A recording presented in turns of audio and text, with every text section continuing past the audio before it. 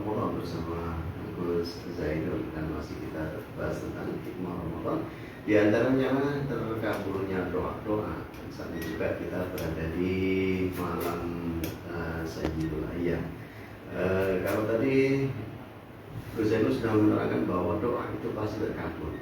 Mereka kan ada syarat-syarat yang harus dilakukan secara zahir dalam hal berdoa sebelum adab kita berdoa, termasuk syarat-syarat orang yang akan melakukan doa supaya doanya terkabul ini. Ya itu tadi adab. Jadi yang diminta Allah bukan sekedar doa. Seperti dikatakan Syekh Ibnu Athaillah, masya'nu atau labah, wa inna masya'nu anturzaqa husnul adab. Yang terpenting sebagai seorang hamba dalam meminta itu bukan sekedar meminta, tapi bagaimana kita memperbaiki adab kita ketika kita meminta kepada Allah. Nah, seperti yang dikatakan oleh beberapa para ulama, adab berdoa. Ya, di dalam berdoa, ya kita dalam kondisi berwudu tadi, menghadap kiblat, mengangkat tangan, ini syarat-syarat zahir. Mengawali dengan bismillah, kita awali dengan memuji kepada Allah, membaca selawat. Ini kan sebelum berdoa. Jadi banyak pujian-pujian. Kalau para sufi namanya munajat. Jadi lebih banyak memujinya daripada memintanya. Tapi bagi para orang awam itu doa. Doa itu memujinya lebih sedikit daripada mohonnya. Hanya memuji dulu. Jangan tergesa-gesa meminta. Kan ada sahabat itu. Ketika Nabi masuk masjid, ada sahabat itu langsung meminta. Tidak dibuka dengan membaca selawat, tidak dibuka dengan memuji kepada Allah. Nah, akhirnya ditegur oleh Nabi, kok terburu-buru meminta. Ini kan hanya perlu diperhatikan juga. Seperti kita meminta saja, kita meminta kepada sesama kita. Kalau kita memberikan pujian dulu, kita membuka, itu jauh lebih memungkinkan kita mendapatkan apa yang kita minta. Tapi kalau kita langsung menyampaikan maksud dan tujuan, ya terkadang diberi, terkadang tidak. Tapi bukan berarti kita meminta kok dikasih, itu kita tidak dikasih, tidak. Suatu contoh seperti kita seorang pengamen aja, pengamen terkadang dibiarin, nggak dikasih uang.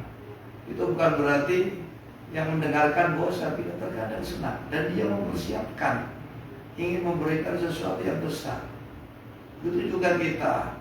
Kenapa Allah tidak segera memberi kepada kita? Karena Allah masih senang. Dengan apa? Dengan kita mau melas kepadanya.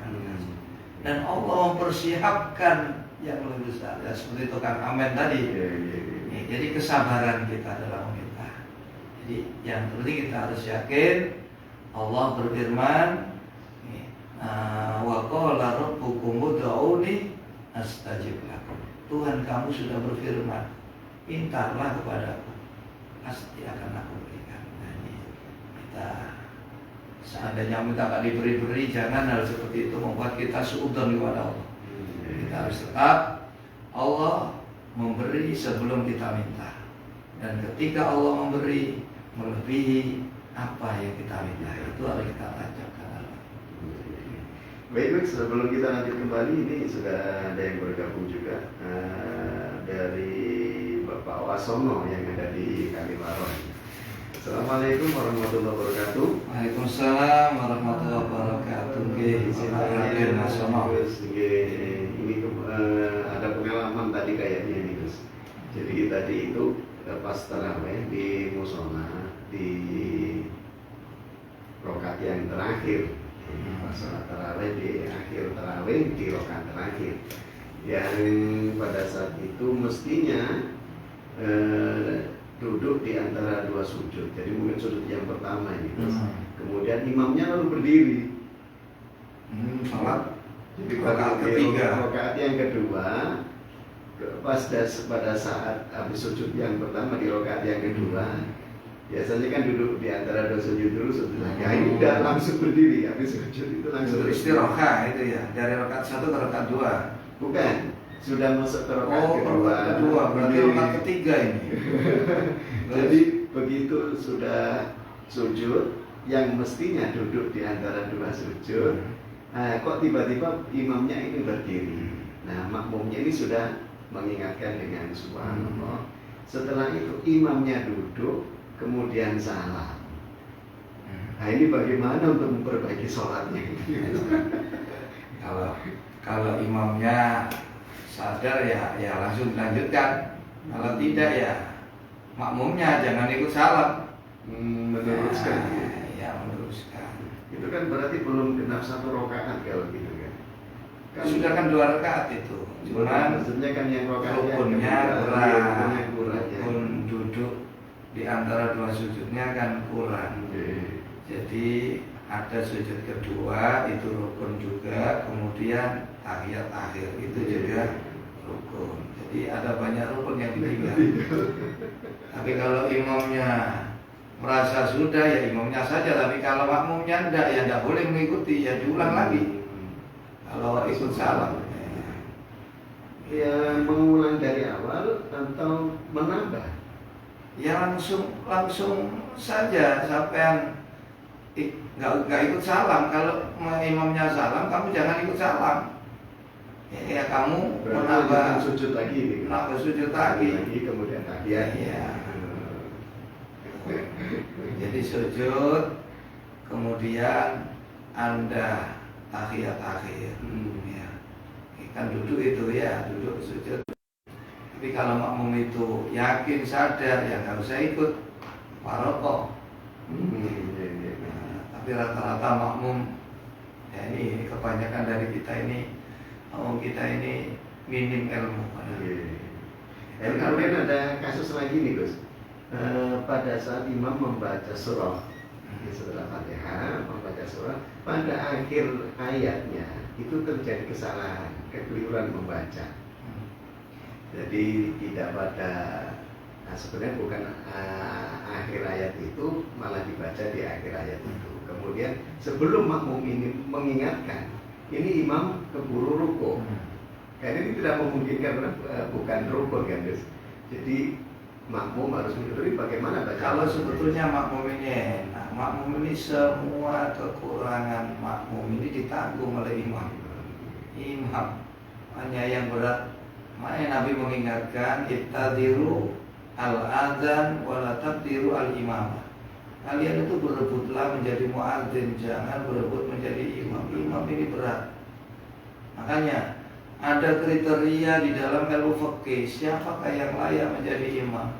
Yang pertama, yang alim, bukan yang ahli qori, yang suaranya ya bukan, tapi yang alim. Yang kedua baru qori. Nah, ini terkadang hanya mementingkan qori, alimnya tidak. Ini keliru, ini secara urutan ini alim dulu. Nah, kabarnya kemudian yang suaranya enak. Jadi imam ini memang betul-betul kriterianya, namanya supir ya, harus lihat, jangan sampai lihat makmum daripada supirnya. Makanya orang itu jangan berebut menjadi imam. Kalaupun kita melihat ada orang yang lebih alim, disuruh dia menjadi imam. Nah, malah ada hadis lagi, imam itu juga yang didukung oleh makmum.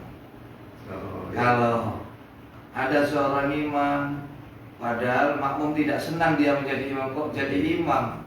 Nah ini yang menjadi sebab sholatnya tidak diterima oleh Allah. Jadi yang harus dipikirkan oleh imam, jangan memaksakan kehendak. Kita jadi imam, jadilah imam yang baik. Di antara menjadi imam yang baik adalah kita diridhoi oleh makmum. Jadi makmum ini senang. Ya. Gitu. Berarti imam yang tidak disenangi oleh makmum, kalau seandainya imam ini memaksa menjadi imam. Nah, ini bagaimana sholatnya? Ini makanya sholatnya imam ini, karena satu hadis ini tidak diterima. Iya. Jadi perlu diperhatikan masalah seperti ini nih, yang para imam-imam ini yang bekali dengan ilmu. Yang kedua, harus siapkan dada yang lapang ya.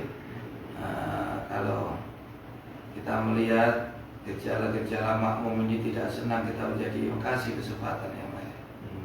Gitu. Karena gimana orang bisa enak berjalan bareng kalau kita tidak didukung oleh rakyatnya, begitu ya. Hanya intinya begini, imam itu harus alim, harus punya ilmu. Kalau Anda merasa minim ilmu, ada orang yang lebih alim, jangan memaksakan diri menjadi imam. Persilahkan. Anda akan menanggung semua kekurangan makmum, jadi harus punya kelebihan.